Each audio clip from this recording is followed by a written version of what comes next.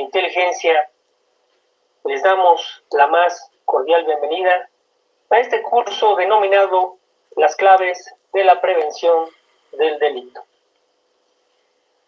Como primer punto,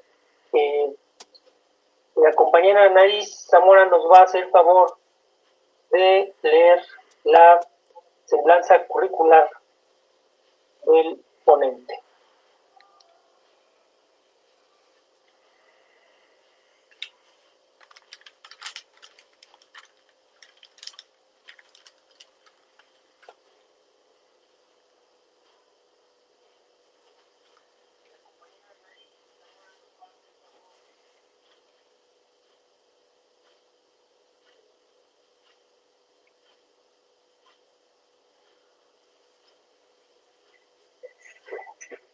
Julio César Marta Sánchez es licenciado en Seguridad Pública por la Universidad Abierta y a Distancia de México, licenciado en Derecho por la Universidad Nacional Autónoma de México, e ingeniero en Comunicaciones y Electrónica con especialidad en Comunicaciones por el Instituto Politécnico Nacional. Cuenta con estudios de maestría en Seguridad Pública y Políticas Públicas por la Escuela de Políticas Públicas, así como de doctorado en Derecho Penal por el Centro de Estudios Superiores en Ciencias Jurídicas y Criminológicas. Es consultor estratégico de inteligencia certificado por Govern Analytics y la Fundación San Marcos, en Lima, Perú. Es diplomado sobre el nuevo sistema de justicia penal acusatorio y adversario por la Suprema Corte de Justicia de la Nación. Diplomado internacional en Derechos Humanos por la Comisión Nacional de Derechos Humanos, diplomado en Cultura Financiera por la Secretaría de Hacienda y Crédito Público, diplomado en Formación Docente por el Instituto Politécnico Nacional.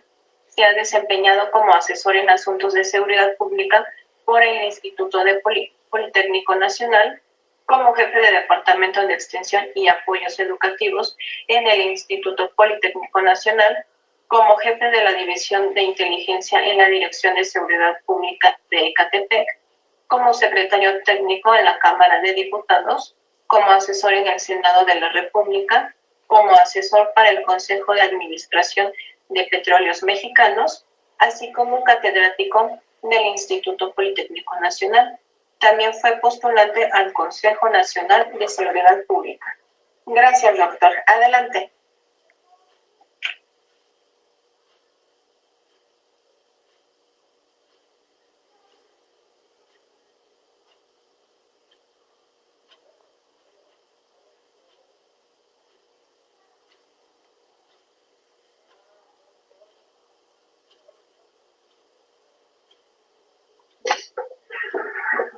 Muy bien, pues me da mucho gusto saludarles. Es un verdadero gusto tremendo tener aquí a todos ustedes.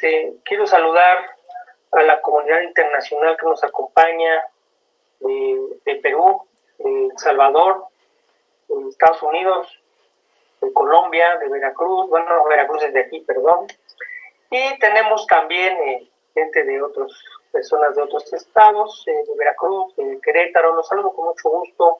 Y por supuesto no podría dejar de mencionar a los representantes de nuestra máxima casa de estudios, la Universidad Nacional Autónoma de México, que hoy es representada por los alumnos de la Facultad de Estudios Superiores Aragón. Quiero comentarles que pues yo soy egresado precisamente de Aragón. Ahí estudié la licenciatura en Derecho, y bueno, tenerlos aquí en este día pues es sentirme doblemente en casa. Sean bienvenidos todos. Y bueno, sin mayor preámbulo, me permito iniciar con este breve pero sustancioso curso, cuyo objetivo es el de proporcionar herramientas tácticas operativas que nos pueden ayudar a disminuir los riesgos a ser víctimas del delito. Muy bien. Como primer punto, tenemos que saber qué cosa es la seguridad. La seguridad puede entenderse como una situación donde no existe riesgo, una ausencia de los riesgos. Pero también la podemos entender como un sistema de medidas preventivas diseñadas para proteger personas. Medidas preventivas para proteger. Medidas preventivas para proteger. En esta diapositiva podemos ver del lado izquierdo una figura que tiene una casita. En la casita verán ustedes que cuenta con una señal de Wi-Fi. Del lado derecho tiene un tablero de control que es de una alarma. En la parte de atrás se ven unas cerraduras. Y esto nos refleja pues que la casa tiene elementos de seguridad y que tiene de alguna manera medidas preventivas para protegerse de alguna situación.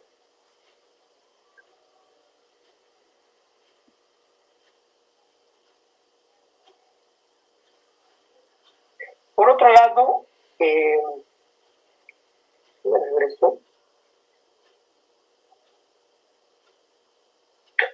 tenemos que también como punto de partida entender qué cosa es la prevención del delito. No es otra cosa que un conjunto de acciones que buscan abatir la criminalidad, es decir, que no se dé el delito, detenerlo para que no se dé.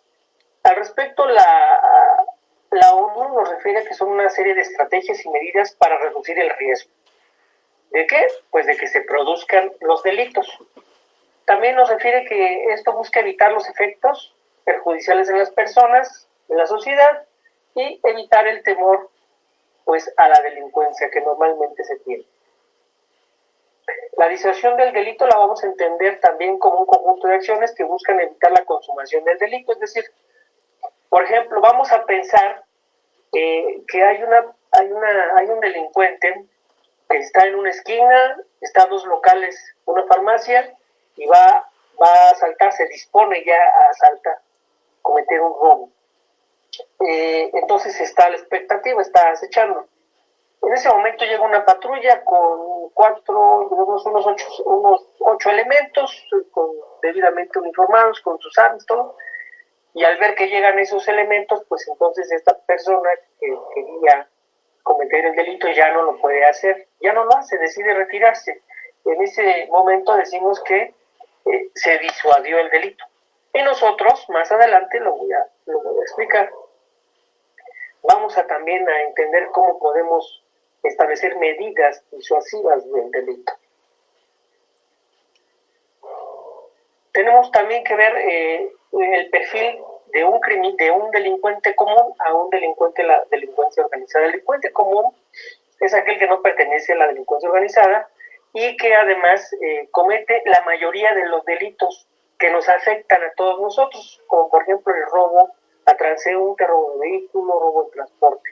Y es un delincuente que tiene un perfil muy distinto al de la delincuencia organizada, porque maneja diferentes estándares, maneja diferentes propósitos y se distingue, y es importante hacer esta distinción porque cuando lleguemos al asunto de la extorsión tendremos que hablar de la distinción entre este tipo de delincuencia.